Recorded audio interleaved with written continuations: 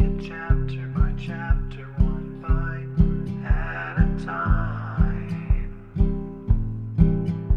So many adventures and mountains we can climb. Take it word for word, line by line, one bite at a time.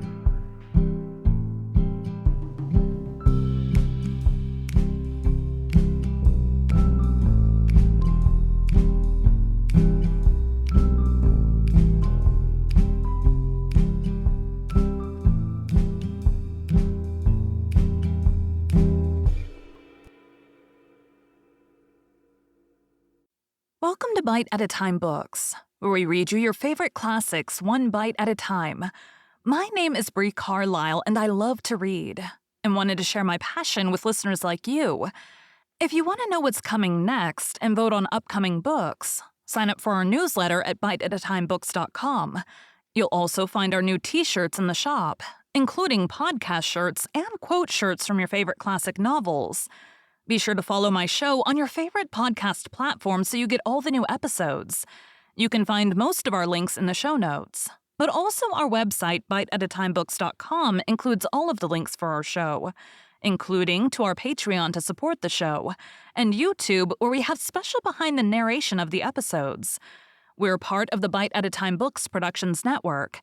If you'd also like to hear what inspired your favorite classic authors to write their novels, and what was going on in the world at the time, check out the Bite at a Time Books Behind the Story podcast, wherever you listen to podcasts.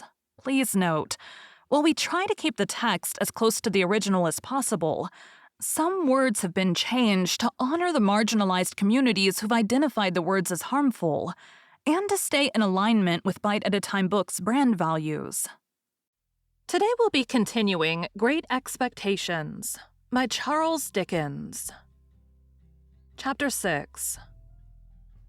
My state of mind regarding the pilfering from which I'd been so unexpectedly exonerated did not impel me to frank disclosure, but I hope it had some dregs of good at the bottom of it.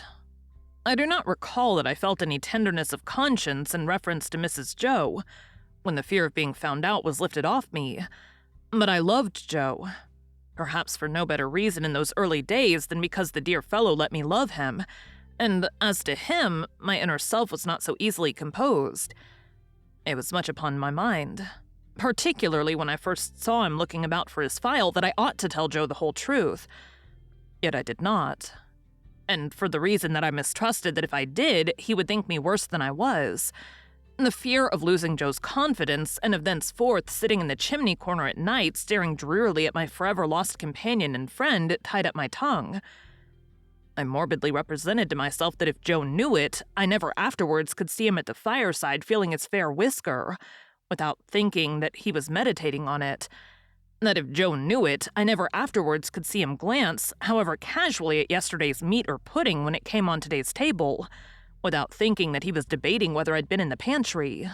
That if Joe knew it, and at any subsequent period of our joint domestic life remarked that his beer was flat or thick, the conviction that he suspected tar in it would bring a rush of blood to my face. In a word, I was too cowardly to do what I knew to be right, as I had been too cowardly to avoid doing what I knew to be wrong. I had had no intercourse with the world at that time, and I imitated none of its many inhabitants who acted in this manner. Quite an untaught genius, I made the discovery of the line of action for myself. As I was sleepy before we were far away from the prison ship, Joe took me on his back again and carried me home. He must have had a tiresome journey of it, for Mr. Wopsle, being knocked up, was in such a very bad temper that if the church had been thrown open, he would probably have excommunicated the whole expedition, beginning with Joe and myself. In his lay capacity, he persisted in sitting down in the damp to such an insane extent that when his coat was taken off to be dried at the kitchen fire, the circumstantial evidence on his trousers would have hanged him if it had been a capital offense. By that time, I was staggering on the kitchen floor like a little drunkard, though having been newly set upon my feet, and through having been fast asleep, and through waking in the heat and lights and noise of tongues. As I came to myself, with the aid of a heavy thump between the shoulders and the restorative exclamation, "Yeah, was there ever such a boy as this," from my sister, I found Joe telling them about the convict's confession, and all the visitors suggesting different ways by which he had got into the pantry. Mr. Pumblechook made out after carefully surveying the premises that he had first got upon the roof of the forge and had then got upon the roof of the house, and had then let himself down the kitchen chimney by a rope made of his bedding cut into strips.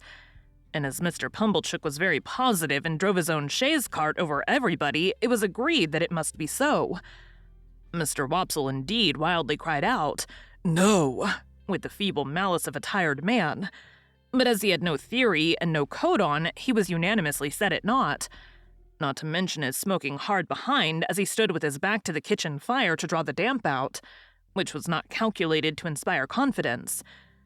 This was all I heard that night before my sister clutched me as a slumberous offense to the company's eyesight, and assisted me up to bed with such a strong hand that I seemed to have 50 boots on, and to be dangling them all against the edges of the stairs. My state of mind, as I've described it, began before I was up in the morning, and lasted long after the subject had died out, and had ceased to be mentioned saving on exceptional occasions. Thank you for joining Bite at a Time Books today, while we read a bite of one of your favorite classics. Again, my name is Bree Carlile, and I hope you come back tomorrow for the next bite of Great Expectations. Don't forget to sign up for our newsletter at biteatatimebooks.com and check out the shop. You can check out the show notes or our website, biteatatimebooks.com, for the rest of the links for our show. We'd love to hear from you on social media as well.